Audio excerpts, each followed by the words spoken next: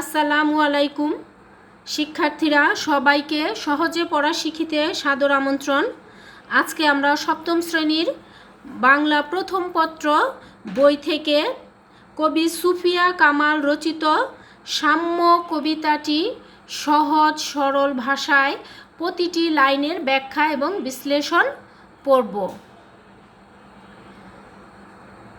সাম্য কবিতায় কবি সুফিয়া কামাল লিখেছেন সাম্যের কথা। সাম্য মানে হচ্ছে একতা, মিল, সবার মিলিত প্রচেষ্টা। এসো আমরা কবিতাটি পড়ি। শতেকের সাথে শতেক হস্ত মিলায়ে একত্রিত, সব দেশে সব কালে কালে সবে হয়েছে সমুন্নত। এখানে শতেকের শতেক শব্দের অর্থ হচ্ছে অনেক হাত। শতেক মানে সাধারণ শব্দের অর্থ হচ্ছে একশত, মানে একত্রিত অনেক হাত। এখানে সাম্য কবিতায় কবি একা কোনো মহৎ কাজ করা মানুষের পক্ষে সম্ভব নয় সে কথা বলেছেন। সকলের মিলিত অংশগ্রহণে একটি কাজ সুন্দর ও সুষ্ঠুভাবে হয়। তাই কবি বলেছেন শত শত মানুষের একত্রিত হাত একসাথে মিলে তখনই বড় কাজ করা সম্ভব হয়। দেশে দেশে কালে কালে এভাবেই একত্রিত হয়েই মানুষ উন্নতি করেছে। বিপুলা পৃথিবী প্রসারিত পথ, যাত্রীরা সেই পথে। এখানে বিপুলা পৃথিবী মানে পৃথিবী অনেক বড় এবং তার পথও অনেক, কর্মের স্থল, কাজের ধারাও অনেক। যাত্রীরা সেই পথে, এই যাত্রীরা হচ্ছে পৃথিবীর মানুষ। সেই পথে আমরা এগিয়ে চলছি। এখন কে কোন কাজ করব, কোন কাজের মধ্যে জীবনকে সুন্দর করব, কীর্তিময় করব, সেটা আমাদের হাতে। চলে কর্মের আহ্বানে কোন অনন্তকাল হতে। বলছে যে বিপুল এই পৃথিবী কাজ করার উপযুক্ত স্থান। কাজ আছে বলেই পৃথিবী চলমান। যদি কাজ না থাকতো তবে সব কিছুই স্থির হয়ে যেত।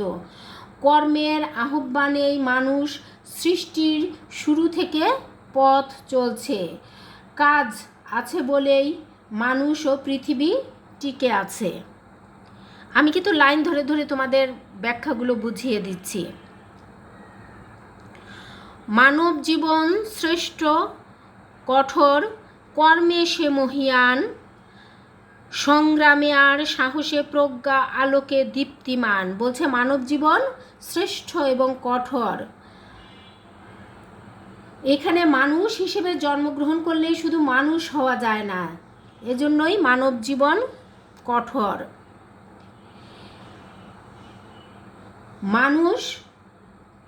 মানুষ হতে হলে কর্মের মধ্য দিয়ে নিজেকে মহিয়ান করে তুলতে হয়, তা না হলে মানুষের জীবন হয়ে যায় বৃথা। কর্মের মধ্য দিয়েই মানুষ ও মানব জীবনের শ্রেষ্ঠত্ব গড়ে ওঠে। অলস কর্মহীন মানুষ বোঝা হয়ে সমাজে বিরাজ করে। এখানে সে কথাই বলা হয়েছে। তারপর আসো,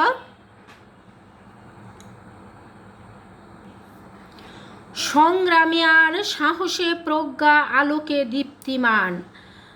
বলা হয়েছে যে বাঙালি সংগ্রামী জাতি, সে সংগ্রামে অতি সাহসী এবং প্রজ্ঞাবান, দৃঢ়চিত্তের অধিকারী এবং আলোর মতো সে জ্বলজ্বলে দীপ্তিমান।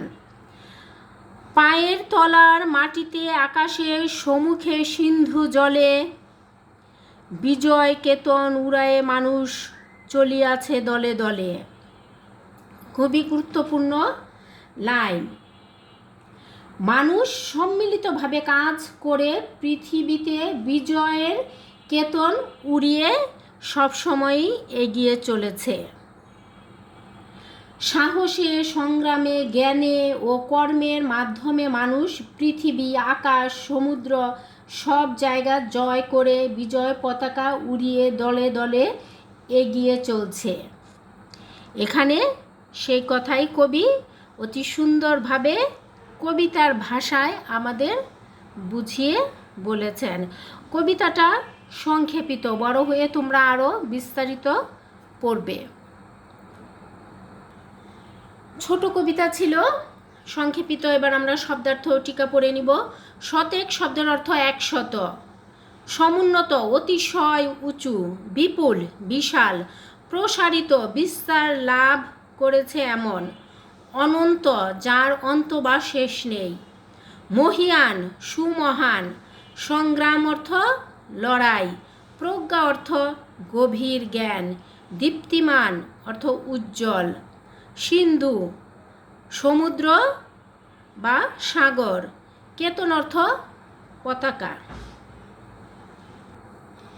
এবার আমরা পাঠ পরিচিতি পড়ব। পাঠ পরিচিতি পড়া থাকলে অনেক সময় প্রশ্নের উত্তর কমন না পড়লেও লেখা যায় সঠিকভাবে। সাম্য কবিতাটি নওয়াল কিশোরের দরবারে গ্রন্থভুক্ত মিলিত সেবা ও সাম্য প্রীতিতে কবিতার অংশবিশেষ। কোনো বড় কাজ কেউ একা করতে পারে না, সেজন্য দরকার হয় অনেক মানুষের মিলিত অংশগ্রহণ। সকলকে নিয়ে কাজ করার মাধ্যমে পৃথিবীর বহু দেশ উন্নত হয়েছে।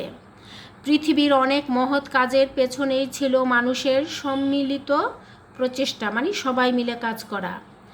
অসীম সাহস, সম্মিলিত সাধনা ও সংগ্রামের মধ্য দিয়েই মানুষ এই পৃথিবীতে তার বিজয় ঘোষণা করেছে।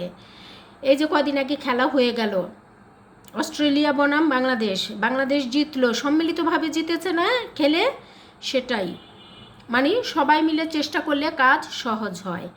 এজন্য ধর্ম, বর্ণ, গোত্র, শ্রেণী ভেদে সকল মানুষের মধ্যে সম্প্রীতি ও সৌহার্দ্যের পরিবেশ সৃষ্টি করতে হবে। এখন একত্রিত হয়ে যে তোমরা কাজ করবা, একত্রিত হওয়ার জন্য কি প্রয়োজন?